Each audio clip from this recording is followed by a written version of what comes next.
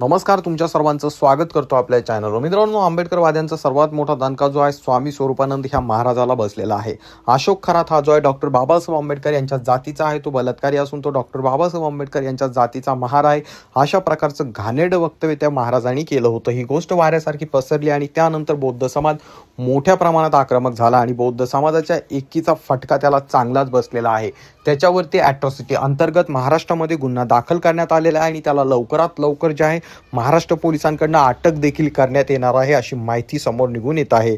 मित्रांनो, त्याने जे आहे त्या ठिकाणी वक्तव्य केलं होतं की बलात्कारी अशोक खरात हा जो आहे डॉक्टर बाबासाहेब आंबेडकर यांच्या जातीचा आहे. त्याच्या या वक्तव्यानंतर जे आहे बौद्ध समाजामध्ये मोठ्या प्रमाणात रोषाचं वातावरण निर्माण झालं होतं आणि त्यानंतर अनेक ठिकाणावरनं जे आहे बौद्ध समाजाने निवेदनं दिली आणि त्यासोबत त्याच्यावरती गुन्हा दाखल करण्यात महाराष्ट्र पोलिसाला भाग पाडले.